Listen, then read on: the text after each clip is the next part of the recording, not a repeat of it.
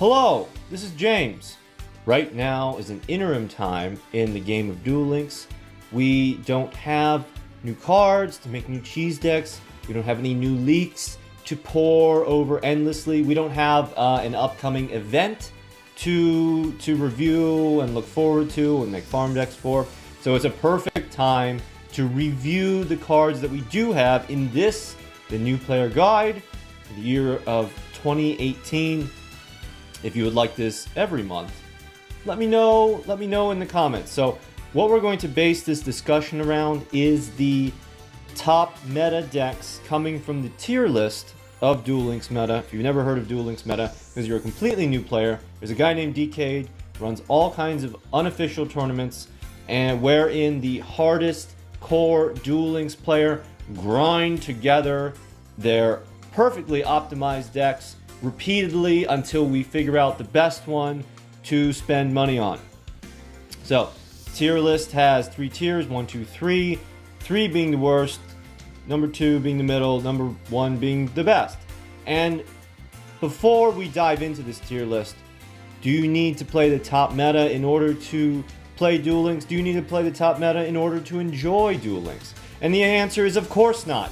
You can play Battery People, you can play Fire King Ubel, you can play some weird Synchros decks, you can play some of James' cheese decks, you can play Six Samurais, you can play X Sabers, you can play Hazy Flame Beatdown if that tickles your fancy. But if you just want to crush, if you just want to win, as winners do in the game of Duel Links, these are the decks to do it. So the first one at tier 3, the only one at tier 3, tier 3 meaning basically it has some competitiveness, but not, it doesn't sweep away the competition, is Gladiator Beasts, represented by Gladiator Beasts, the Quarry.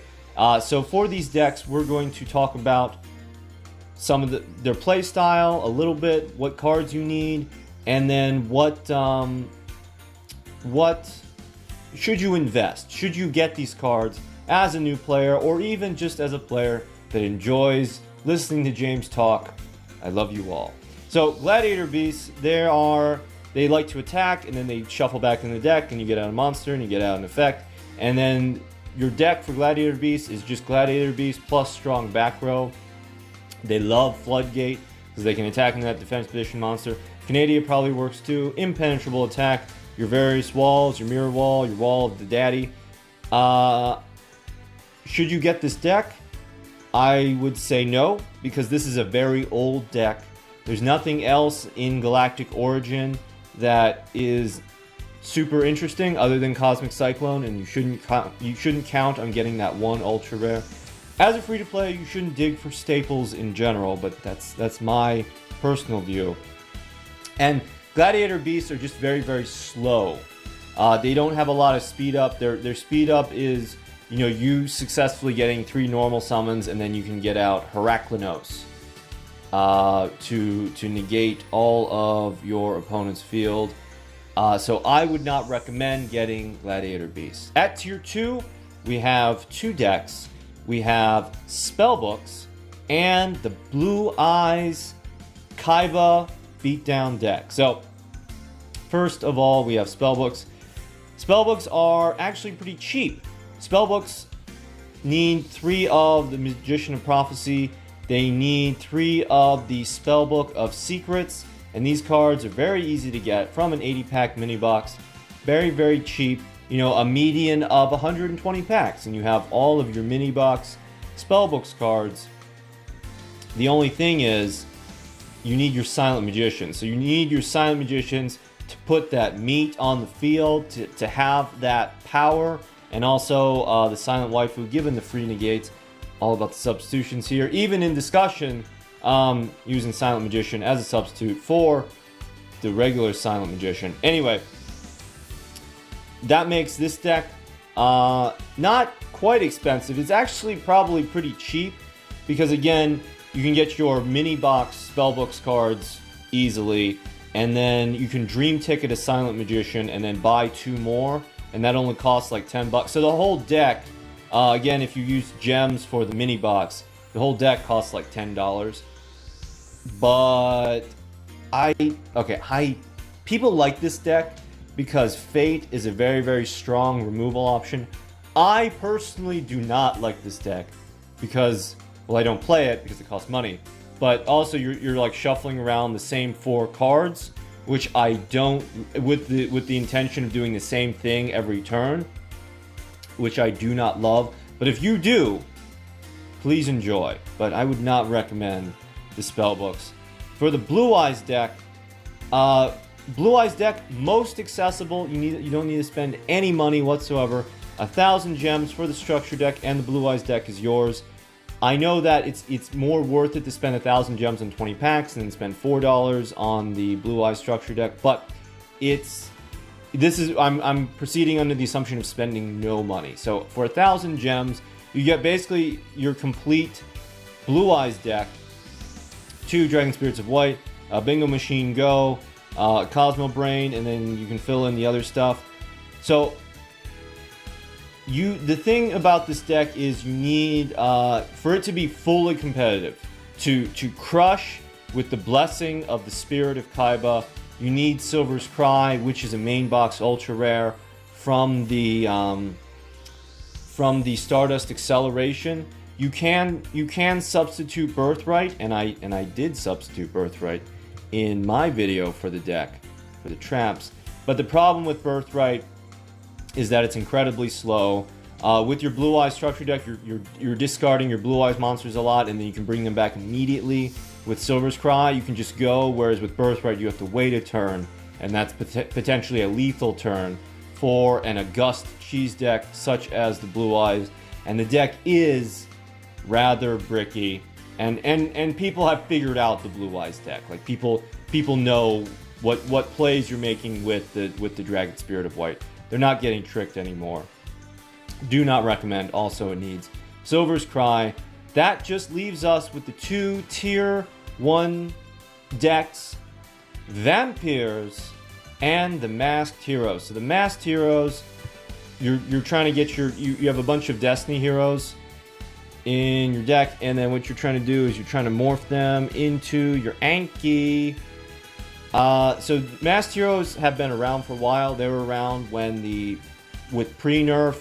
They've been rolling with pre-nerf, Amazoness, and for hires, and they've received a light dusting on the ban list. So the first thing was they limited Destiny hero Celestial, which was not terrible. You can still do it. You can still have your draw engine with 2 Celestial, because you can dump it with anyway. You can dump it with Vion. You can dump it with Destiny Hero Dangerous, but the thing is, the limited to 2 makes it so that you can't use enemy controller, and then they expanded the indirect nerfs to the Hatrunade, limited to 2, so that excludes the Celestial. And then Vision Hero Vion is limited to 1, so that's reducing your options for the Masked Hero deck.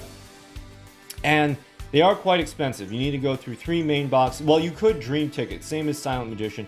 You could Dream Ticket 1 Anki and then go through the main box twice, which you would have to do anyway in order to get your Masco Change. And this is just a deck that's been around for a while, so I'm not against it. I don't hate it. I don't recommend it. So that leaves Vampires, and Vampires have been the hotness for like the past couple of months. This is a fun and brutal deck. You get out your Vampire Familiars and your Vampire... So the thing about Vampires is you get a Swarm, and you consistently get the Swarm, because your special summoning, your Familiar and Retainer from the grave Retainer gives you the spells you need. Familiar lets you search out the monsters that you need. And again, it does it consistently, and they're actually pretty cheap. These core cards, again, going off the top meta decks, you need 2 Retainer, 2 Familiar, 2 Vampire Kingdom. You can get that going through the mini box twice, but here's the thing. You need to have Samurai Skull and Brozuki. So Brozuki and Samurai Skull are, you normal summon them, and then you dump the Retainer, you dump the Familiar, and that's what makes the deck so consistent. Samurai Skull comes from a one main box, and then Brozuki is an ultra rare from a completely different main box. So actually, vampires are deceptively hard to build. You can't just go get your retainers and your familiars and giddy up and go. And another thing is, Konami in recent ban lists has shown itself to be, basically what they've been doing is they've been creating a meta-defining deck in a mini box, making it pretty cheap, pretty available, and then they slap that deck down on the ban list. They did it with Sylvans, they did it with for hires, and I would include Amazonas on that deck. Amazonas, the ultimate free-to-play deck. You cannot even give Konami money for an Amazonas princess. She must be bought with honor.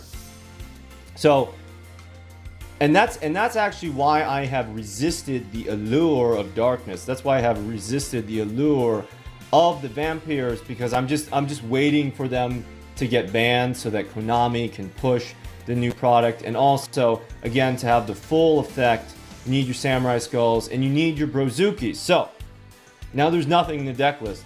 James, what do we do? James, what do we play?